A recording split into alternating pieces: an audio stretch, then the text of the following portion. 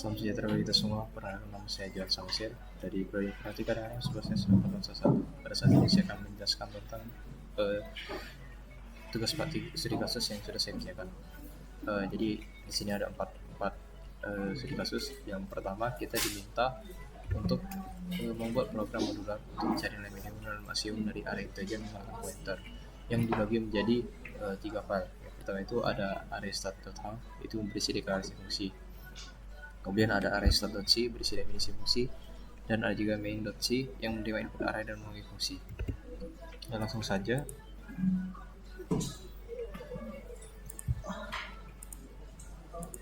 Itu the bridge eliminate. Jadi pertama-tama ada array start h. Nah, di array start di array start.h ini dia ada event dev array start underscore h. Ini merupakan Itu ada lagi ini satu header lagi. guardnya untuk mencegah filenya diinput lebih dari sekali waktu komplikasi. Terus Ini ada motornya juga satu define lagi. array start Di atas underscore h. Ini mendefinisikan array start underscore h dan digunakan untuk mencegah agar isi file header ini tidak diinput lebih dari satu kali dalam proses komplikasi. Terus ada juga void cari min max. Ini merupakan deklarasi fungsi. Ini merupakan deklarasi dari fungsi cari min max, di mana voidnya ini akan menunjukkan bahwa fungsi ini tidak mengembalikan nilai. Dan di sini ada integer array. Integer array ini adalah parameter berupa pointer ke array bertipe integer. Terus ada juga integer n. Ini merupakan jumlah elemen pada array. Dan ada juga integer min dan integer max. Ini merupakan pointer ke variabel integer yang digunakan untuk menyimpan hasil nilai minimum dan maksimum dari array.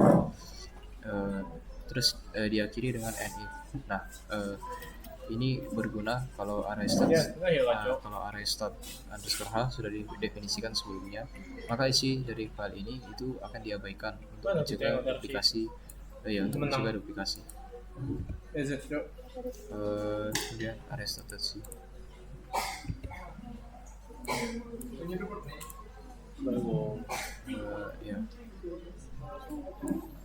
Jadi di array start.c ini pertama-tama ada headernya. Di sini headernya ada include array start.h. Ini akan mengarahkan compiler untuk menyertakan file header yang berisi deklarasi fungsi cari min max, yaitu yang berada pada array start.h. Nah, terus ada fungsi. Di sini ada fungsi cari min max. Seperti yang sudah dijelaskan tadi. Jadi void cari min max ini bertugas untuk menentukan nilai minimum dan maksimum. Bertugas untuk menentukan nilai minimum dan maksimum. Kemudian di sini ada kondisi. Jadi kalau misalnya n kurang dari atau sama dengan 0, maka fungsinya akan langsung berhenti tanpa melakukan proses apapun. Kemudian ada juga fungsi yang ini. Jadi fungsi ini akan menginisialisasi nilai awal dari min dan max dengan elemen pertama pada array. Kemudian di sini ada looping. Jadi loopingnya ini berguna akan berjalan dari indeks pertama hingga akhir array untuk memandikan setiap elemen dengan nilai min dan maxnya. Kalau misalnya arraynya lebih kecil dari nilai minimum sekarang, maka nilai minimum itu akan diperbarui. Dan jika elemen pada array lebih besar dari nilai minimum sekarang, maka nilai maksimum akan diperbarui. Sekian dari array start.c. Kemudian fungsi mainnya. Nah, setelah kita deklarasikan dan diasosiasikan, jadi di dalam fungsi main ini akan menerima input, berfungsi untuk menerima, akan dibuat fungsi yang menerima input array dan memanggil fungsi. Jadi di sini ada headernya. Headernya ini ada 3. Yang pertama ada input studio H. Ini digunakan untuk standar input output.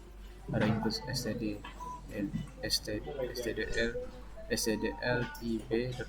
Ini digunakan untuk manajemen memori, seperti fungsi malloc dan free. Terus ini juga array start.h.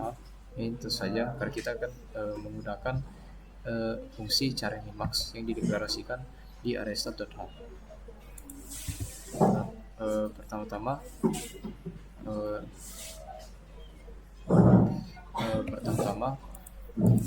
ini akan kita cetak dulu pesannya, masukkan jumlah elemen, kemudian kita akan minta input dari user. Terus ada juga alokasi memori dinamisnya untuk array ini. Jadi di sini ada fungsi malloc. Nah, malloc ini digunakan untuk mengalokasikan memori sebanyak n elemen integer, dan hasil alokasi ini akan disimpan dalam pointer arr ini. Terus jika alokasinya gagal, ini maka akan menampilkan pesan gagal alokasi memori, dan program akan menghentikan eksekusi program.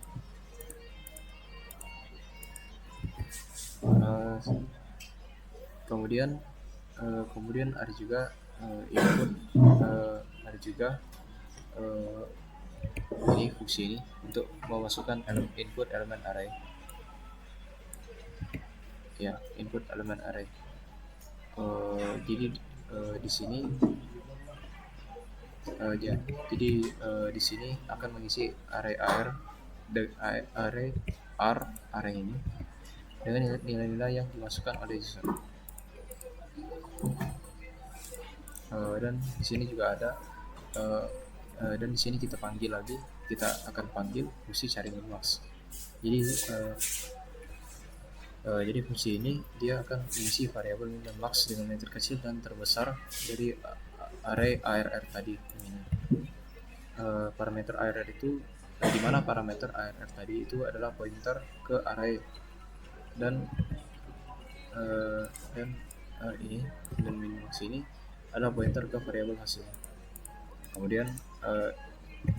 Kemudian akan ditampilkan nilai maksimum dan minimumnya itu. Dan yang terakhir juga ada dialokasi memori. Nah, kenapa harus dialokasi memori? Karena jika tidak dilakukan maka akan terjadi memory leak, sehingga kita akan menggunakan fungsi free untuk dialokasi memori. Oh, Tian, itu back to Tian. Ditutup dengan return null, menandakan program general. Kenapa kan headband ini? Sekian dari tugas 1. Berikutnya tugas 2. Jadi tugas 2 ini kita diminta untuk membuat program untuk menyimpan dan mencetak daftar nama mahasiswa menggunakan array of string dan pointer. Jadi kita diminta menggunakan karakter nama dengan batas menggunakan array char nama dengan batas 10 untuk menyimpan nama. Terus kita akan diminta juga menggunakan pointer dan loop untuk membaca dan mencetak nama, dan menggunakan fungsi void cetak nama yang didefinisikan di file terpisah.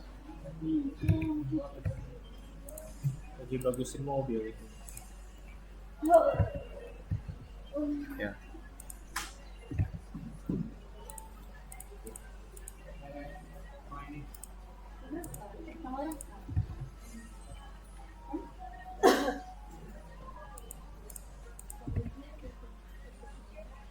Water shots. Oke, jadi pada tugas saya ini ada file hanya, di mana file hanya ini di sini ada if and dan cetak dan masker. Ini header card untuk mencegah file di-include lebih dari sekali waktu kompilasi. Terus ada define cetak H. Ini berguna untuk mendefinisikan cetak underscore H. Bikin battle. Terus ada juga fungsi cetak nama, di mana ini berguna untuk mencetak daftar nama yang tersimpan dalam array pointer ke karakter sebanyak jumlah namanya. Dan ini tutup dengan NA, sehingga jika array start jika cetak underscore H sudah didefinisikan sebelumnya, maka isi dari file ini akan diabaikan untuk mencegah duplikasi. Tadi kan sudah deklarasinya. Kemudian definisi fungsinya di cetak durasi. Nah, jadi di sini ada header Ya di sini Dia ada tadi spesial siap. headernya ada dua, yaitu input studio H yang digunakan untuk fungsi input output, dan ada include cetak 2.h karena kita akan menggunakan fungsi cetak nama tadi yang sudah dideklarasikan di cetak 2.h. Oke. Kemudian Oke. ya kemudian ini di kita akan cetak, nanti akan ditampilkan daftar nama mahasiswa. Jadi kita meminta inputan dari user, ya kita akan meminta inputan dari user. Terus isinya ada looping. Jadi looping di sini berfungsi untuk dia akan looping sebanyak jumlah namanya. Jadi dari indeks 0 sampai jumlahnya -1. Maka ya. Dan setelah itu akan dicetak nama sesuai dari urutannya. Berikut cetak C, kemudian main fungsi mainnya yang di sini kita akan membuat fungsi yang menerima input array dan memanggil fungsinya. Jadi di sini ada header. Jadi headernya ini include studio, ada include studio H. Ini untuk salary output, stdib ini untuk manajemen memori seperti malloc dan free. Kemudian ada string H untuk manipulasi string, ada cetak 2.h karena kita mesti menggunakan fungsi cetak nama tadi. Terus pertama kita deklarasikan dulu variabelnya. Di sini ada char dan nama, di sini ada fungsi char nama dan integer jumlah dengan ini arraynya batasnya ini 10. Jadi kita akan meminta inputan jumlah mahasiswa. Nah, di sini kita ada get char.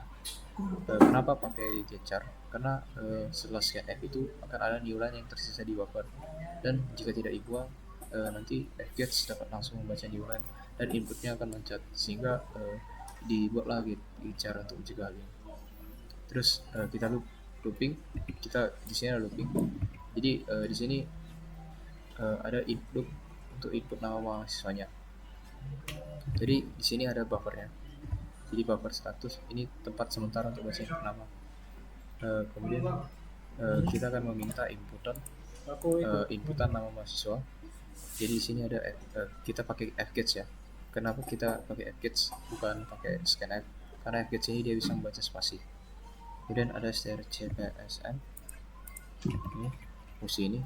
Jadi ini berguna untuk mencari posisi new line dan diganti menjadi 0 supaya bersih. Terus ada mallocnya, alokasi memorinya. Jadi malloc ini akan mengalokasikan memori dinamis sebesar panjang nama yang diinput tadi. Dan setelah itu isi buffer itu akan disalin ke tempat yang dialokasikan, yaitu nama, array nama. Kemudian kita panggil fungsinya, dan tentu saja harus kita bebaskan memorinya menggunakan free. Ya, agar tidak ada memori leak. Jadi ini harus kita bebaskan memorinya agar tidak terjadi memori leak, dan ditutup dengan return 0 menandakan program berjalan dengan baik. Sekian dari tugas 2. Tugas 3. Lanjut ke tugas 3. Jadi di tugas 3 ini kita diminta untuk membuat program modular yang dapat membaca satu string, menyalin string ke array baru, dan membaca string tersebut secara karakter per karakter. Juga kita diminta menggunakan pointer untuk proses salin dan balik string, dan menggunakan dua fungsi, yaitu void salin string dan void balik string. Jadi langsung saja.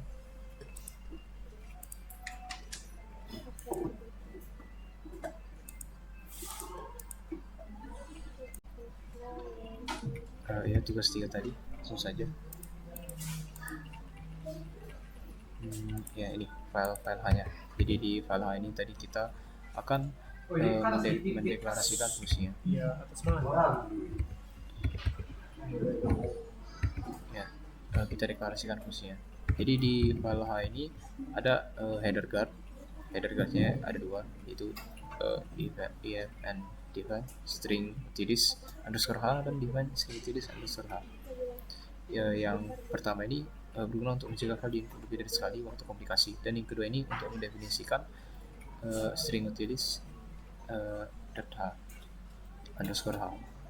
Nah, terus ada fungsi juga, ada dua fungsi di sini.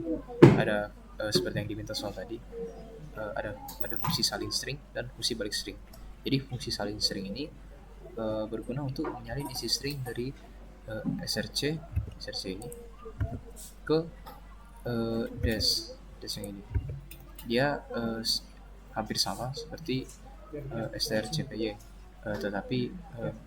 tetapi buatan sendiri dia. Terus ada balik string. Jadi ini berguna untuk membalik urutan karakter dalam string. Ya. Dan ditutup dengan if. Jadi fungsi if ini seperti yang sudah dijelaskan, ini jika string utilities underscore h sudah didefinisikan sebelumnya, maka dari kali ini akan diabaikan untuk mencegah duplikasinya. Kemudian fungsinya. Jadi di fungsi ini tadi kita akan mendefinisikan fungsinya. Jadi kita akan definisi fungsi salin string dan balik string. Jadi pertama-tama ada header, ya tentu saja karena kita akan menggunakan fungsi salin string dan balik string yang sudah dideklarasikan di balik 3 balik dot h. Kayaknya kita menggunakan header tersebut. Terus ada fungsi salin string. Jadi di fungsi salin string ini akan menyalin isi dari string sumber yaitu src ke string tujuan yaitu dst menggunakan pendekatan pointer.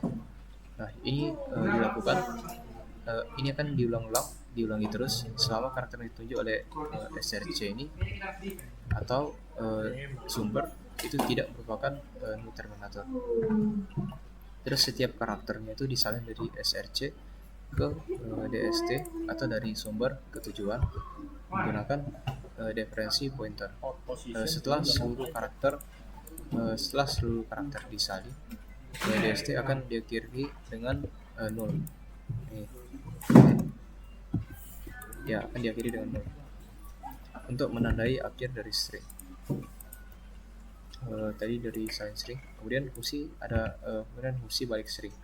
Jadi fungsi ini akan membalik urutan karakter dalam sebuah string secara in-place, yaitu langsung dalam memori asli tanpa membuat salinan baru. Pertama-tama kita buat pointernya. Di sini ada 2 pointer, yaitu ada pointer start yang mengarah ke awal string, sedangkan ada juga pointer end yang digeser ke posisi terakhir karakter sebelum terminator. Kemudian akan dilakukan pertukaran karakter antara start dan end, dan dilanjutkan dengan pergeseran pointer menuju tengah string hingga seluruh karakternya ini akan terbalik. Jadi ini while-nya ini akan menggeser n ke akhir string. Terus n-nya ini akan mundur karena n-nya itu kan sekarang belum terminator, jadi dia mundur. Kemudian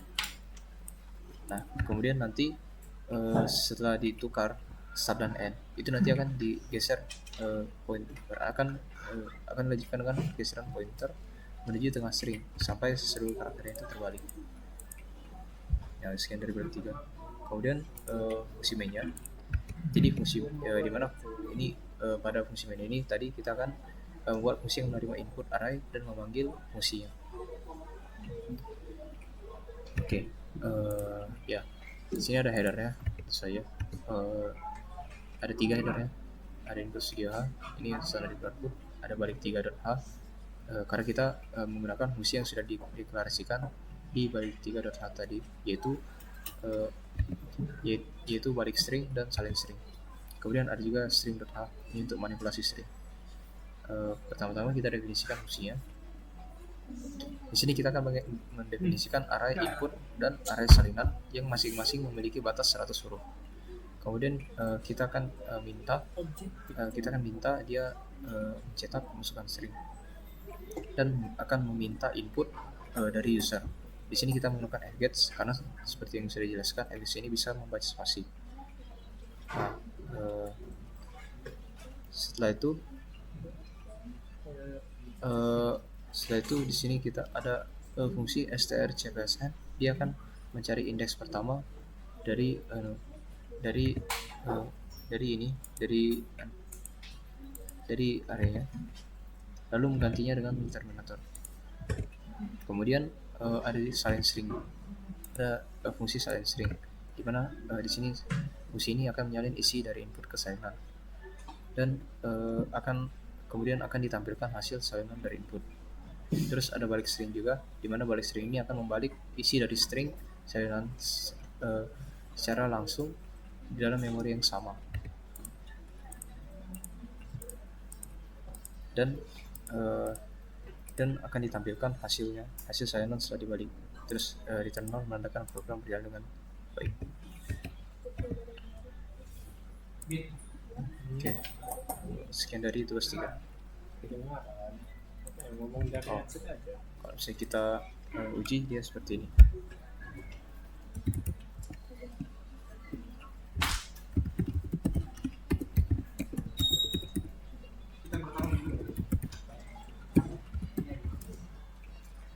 Jadi kita masukkan ion,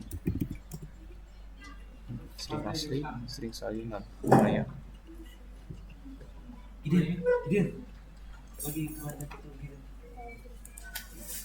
Oke, itu tadi. Oh ya, yang kedua belum saya tunjukkan ya. Berarti kita cari nama. 4. Terus ya. Terus daftar nama mahasiswa Ayah Maya Budi Santosa. Ini yang ketiga tadi, membalik string, dan ini yang kedua nama tadi. Selanjutnya selanjutnya tugas 4. Nah, jadi di tugas 4 ini kita diminta untuk membuat program untuk menerima input matriks 2 dimensi berukuran tetap 3x3, lalu hitung total seluruh elemennya. Kita juga diminta untuk menggunakan pointer aritmatika dan akses matriks dan fungsi modular. Jadi di sini kita diminta menggunakan fungsi integer, fungsi total matriks yang berupa integer. Oke, langsung saja.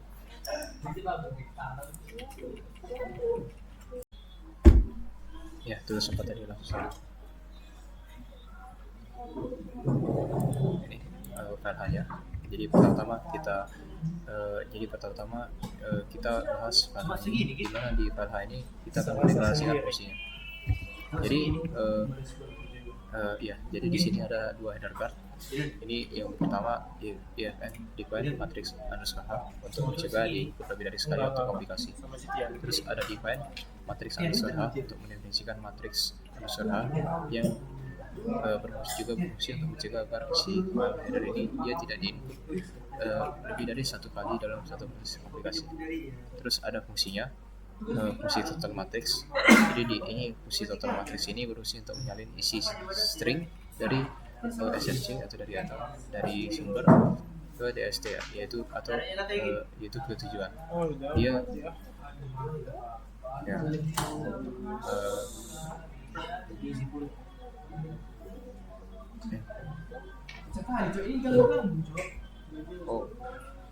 bisa komunikasi juga. Jadi fungsi total matrix ini berfungsi untuk membuat matriks 3x3 dari yang berisi baris dan kolom. Videonya dari awal.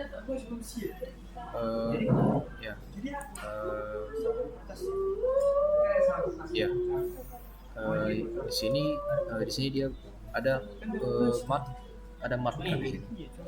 Jadi mat ini dia akan mengakses baris dari matriks, di mana di sini barisnya itu 3, dan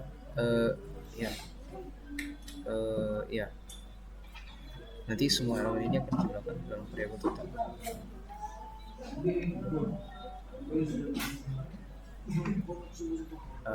Terus fungsi ini ditutup dengan nif, di mana kalau misalnya fungsi matriks underscore ini sudah dipanggil, dia tidak akan diabaikan.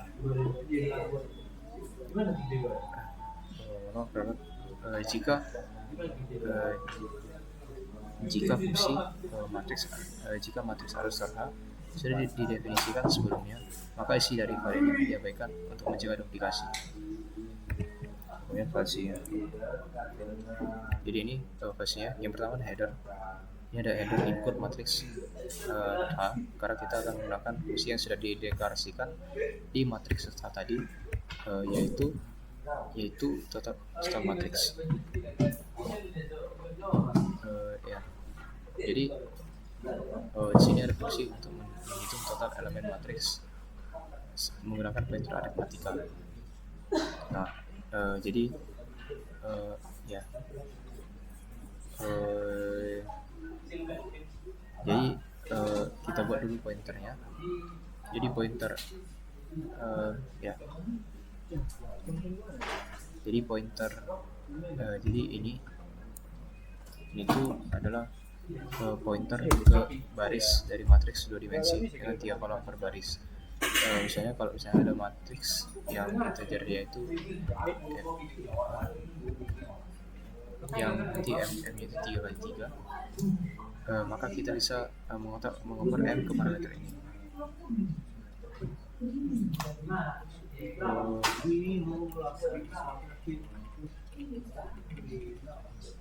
Ya.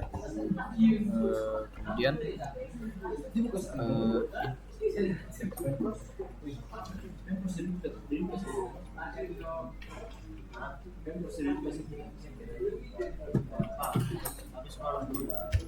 kemudian ini ada looping. Share looping. Jadi looping ini looping di sini berfungsi untuk mengakses baris ke I dari matriks. Terus ini juga bisa untuk mengakses elemen J dari baris ke I. Terus semua elemen ini dia akan dijumlahkan ke dalam variabel totalnya. Dan di program ini ini ada return total yang terakhir, di mana return total akan mengembalikan jumlah total seluruh elemen dalam matriks. Kemudian ada posisinya, di mana posisi ini tadi kita akan menerima input array, kita akan membuat fungsi yang menerima input array dan mengambil fungsinya. Ya. Jadi di sini ada headernya, ada dua, itu input sedia, standar input dan input matriks A. Karena kita akan menggunakan fungsi yang sudah dideklarasikan di matriks data tadi, yaitu total matriks. Nah, jadi di sini ada integer matriks ya, ada deklarasi matriks 3x3. Jadi ini mendeklarasikan array 2 dimensi yang berukuran 3x3, yang berarti matriks ini memiliki 3 baris dan 3 kolom. Terus kita akan meminta input user. Kita akan meminta input elemen matriks dari user. Nah, di sini kan ada dua for. Ada dua for-nya. Ada dua looping for. Jadi ini gunanya itu untuk meminta user masukkan semua 9 elemen dari matriks 3x3 dengan sebelumnya mencetak masukan elemen matriks. Dan kemudian kita juga akan dihitung total elemennya yang pusing. Jadi di sini dia akan menghitung, dia akan memanggil fungsi total matriks yang isinya itu adalah matriks 3x3, yang isinya itu looping matriks ukuran 3x3 dan elemen itu akan dijumlahkan. Kemudian total elemen matriks ini akan dicetak, akan dicetak semua jumlahnya, dan ditutup dengan di terminal menandakan program dengan baik. Langsung saja kita run.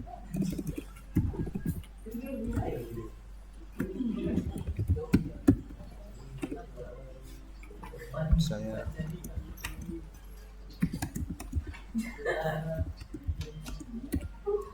ya, jadi kita namanya itu begini.